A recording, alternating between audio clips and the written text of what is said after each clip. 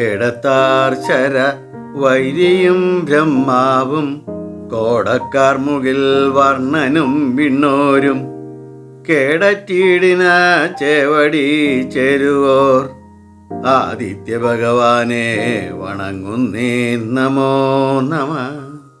പിതാമഹ, അഹിംസാലുവായ ഒരാൾക്ക് എങ്ങനെയാണ് ഈ ബ്രഹ്മഹത്യാ പാപം വന്നുപെടുന്നത് എന്നാണ് യുധിഷ്ഠിരൻ്റെ അടുത്ത ചോദ്യം. യുധിഷ്ഠിര, ഭാരതഭൂമിയിൽ ധർമ്മത്തിൻ്റെ വക്താവും പ്രവർത്തകനുമാണ് പരാശരപുത്രനായ വ്യാസഭഗവാൻ. അദ്ദേഹത്തിന് അറിയാത്ത ഏത് ധർമ്മസ്വരൂപ ഉള്ളത്? അങ്ങ് ചോദിച്ച ഇതേ ചോദ്യം ഞാൻ പണ്ട് അദ്ദേഹത്തിനോടും ചോദിക്കേണ്ടായി. അദ്ദേഹത്തിൻ്റെ മറുപടി നിസ്സംശയം ആയിരുന്നു. ദരിദ്രനും ബ്രഹ്മനിഷ്ഠനുമായ ഒരു ബ്രാഹ്മണനെ എന്തെങ്കിലും കൊടുക്കാമെന്ന് പറഞ്ഞ് വീട്ടിലേക്ക് ക്ഷണിച്ചു കൊണ്ടുവന്നതിന് ശേഷം ഒന്നും കൊടുക്കാതെ അദ്ദേഹത്തിനെ നിരാശനാക്കി മടക്കി അയക്കുന്നത് വലിയ ബ്രഹ്മഹത്യാ പാപാണ്. വേണ്ട, വിളിക്കാണ്ട് വന്ന ഒരു ബ്രാഹ്മണനാണെങ്കിലും കൂടി ഒന്നും കൊടുക്കാണ്ട് പറഞ്ഞയക്കാന്ന് പറഞ്ഞാൽ ബ്രഹ്മഹത്യ തന്നെ. ദാഹിച്ച് പൊരിഞ്ഞിട്ട് വെള്ളം കുടിക്കാൻ വെപ്രാളത്തിൽ ഓടി വരുന്നൊരു പശുവിനെ തടഞ്ഞു നിർത്തി അതിന് വെള്ളം കുടിക്കാണ്ടാക്കുക, അതും ബ്രഹ്മഹത്യാ പാപം തന്നെയാണ്.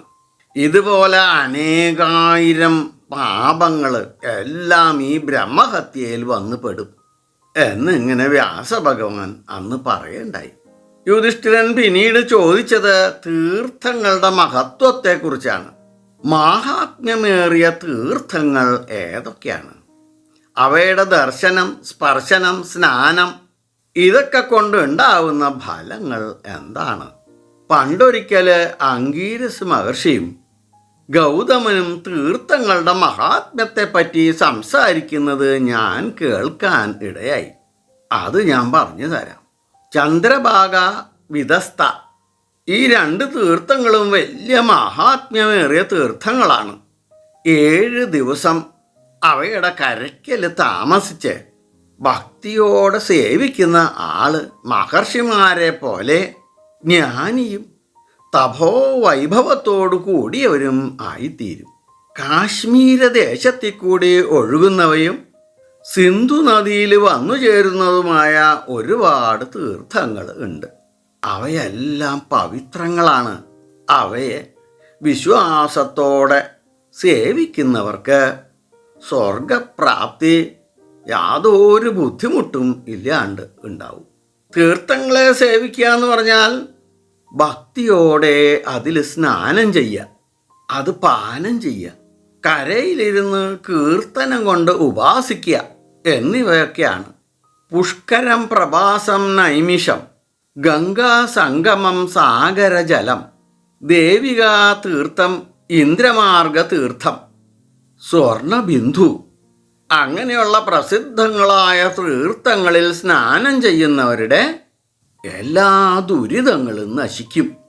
ഈ തീർത്ഥങ്ങളെ ഉപാസിക്കുന്നവർക്ക് അശ്വമേധയാഗത്തിൻ്റെ ഫലം വരെ സിദ്ധിക്കും. ഗംഗാദ്വാരം, അതാണ് ഇപ്പോഴത്തെ ഹരിദ്വാർ, കുശാവർത്തം, ബിൽപാകം, ബിലാകം, നില, പർവ്വത തീർത്ഥം, കനഖലം അതായത് കങ്കൽ, ഇങ്ങനെയുള്ള സ്ഥലങ്ങളിലുള്ള തീർത്ഥങ്ങളിൽ ഭക്തിയോടെ സ്നാനം ചെയ്യുന്നവര് എല്ലാ ദുരിതങ്ങളും നശിച്ച് സ്വർഗത്തെ പ്രാപിക്കും. തീർത്ഥങ്ങൾ അനവധിയുണ്ട്. ഏതൊക്കെ ആയാലും ശരി, ഗംഗാതീർത്ഥം തന്നെയാണ് എല്ലാറ്റിലും മഹാത്മ്യമേറിയത് എന്ന് പറഞ്ഞു വരുന്നു. ഗംഗാനദിയുടെ ഏത് ഭാഗത്തെ ജലവും അത്യന്തം പവിത്രവും പാപഹരവുമായ തീർത്ഥാണ്. വടക്കോട്ട് പ്രവഹിക്കുന്ന സ്ഥലത്ത് പ്രത്യേകം മഹാത്മ്യമുള്ളതായിട്ട് പറഞ്ഞു വരുന്നുണ്ട്. അവിടെ ഇനി ഒരു മഹാദേവ ക്ഷേത്രം കൂടി ഉണ്ടെന്ന് വിചാരിക്കുമോ? പിന്നെ പറയേ വേണ്ട. അത് തന്നെയാണ് പുണ്യഭൂമി, അത് തന്നെയാണ് പുണ്യതീർത്ഥവും. അങ്ങനെയുള്ള സ്ഥലത്ത് കൂടി ഗംഗ ഒഴുകുമ്പോൾ അതിൽ സ്നാനം ചെയ്ത് മഹാദേവനെ ദർശിക്കുമ്പോൾ അയാൾ അതുവരെ ചെയ്ത എല്ലാ പാപങ്ങളും നശിക്കും. അങ്ങനെയുള്ള കുറേ സ്ഥലങ്ങൾ ഈ ഭൂമിയിൽ ഉണ്ട്. അവയൊക്കെ പോയി ദർശിക്കുക, അവിടെ സ്നാനം ചെയ്യുക, ആ നദിക്കരയിൽ 7 ദിവസം ഇരുന്ന് ജപിക്കുക. ഇതൊക്കെ പാപഹരങ്ങളാണ്.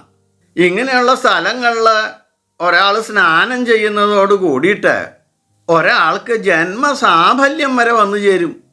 നർമ്മദ, യമുന, സിന്ധു, സരസ്വതി, ഗോദാവരി ഇങ്ങനെ തുടങ്ങി അനേകം തീർത്ഥങ്ങളാൽ സമ്പുഷ്ടമാണ് നമ്മുടെ ഭാരതം എന്ന് പറഞ്ഞ് വീണ്ടും കുറേ അധികം തീർത്ഥങ്ങളുടെ പേരുകൾ ഭീഷ്മപിതാമഹൻ പറയുണ്ടായി. അവയിൽ സ്നാനപാനങ്ങൾ ചെയ്താലുണ്ടാവുന്ന ദിവ്യമായ ഫലങ്ങളെയും വിസ്തരിച്ച് പറയണ്ടായി. ഈ തീർത്ഥ മഹാത്മ്യങ്ങളെ പറ്റി കേട്ടാൽ മാത്രം മതി ഒരാളുടെ ദുരിതങ്ങളെല്ലാം തീർന്നു പോവും യുധിഷ്ഠിര എന്നും പറഞ്ഞിട്ട് പെട്ടെന്ന് പിതാമഹൻ സംഭാഷണമൊക്കെ നിർത്തി അങ്ങനെ സ്വസ്ഥനായിട്ട് കിടക്കാൻ തുടങ്ങി. എല്ലാവരും ജിജ്ഞാസുക്കളായിട്ട് ഇങ്ങനെ പിതാമഹന്റെ മുഖത്തേക്ക് നോക്കുകയാണ്. എന്തേ പറ്റിയാവോ? ശരശയ്യയിൽ കിടക്കുകയാണേ. അപ്പൊ പെട്ടെന്ന് എവിടെ നിന്നറിയാണ്ട് ആത്രി ഭൃഗു, വസിഷ്ഠൻ പുലസ്ത്യൻ, പുലഹൻ കൃതു, അംഗീരസ് ഗൗതമൻ, അഗസ്ത്യൻ സുമതി, വിശ്വാമിത്രൻ സംവർത്തൻ, പ്രമതി ദമൻ ബൃഹസ്പതി, ഉശനസ് വ്യാസൻ ചവനൻ, കശ്യപൻ ഇങ്ങനെയുള്ള ഒരു ഋഷി സംഘം അവിടെ പെട്ടെന്ന് പ്രത്യക്ഷമായി. ഋഷി സംഘം ഭീഷ്മരെ കണ്ട് കുറച്ചു നേരം കുശല പ്രശ്നങ്ങളൊക്കെ ചെയ്ത് പാണ്ഡവരെയും അനുഗ്രഹിച്ച് അവർ പോവുകയും ചെയ്തു. എല്ലാവർക്കും ഭഗവാന്റെ എല്ലാ അനുഗ്രഹ ആശിസ്സുകളും എപ്പോഴും ഉണ്ടാവണേന്ന് പ്രാർത്ഥിച്ചുകൊണ്ട് ലോക സമസ്ത സുഖിനോ ഭവന്തു.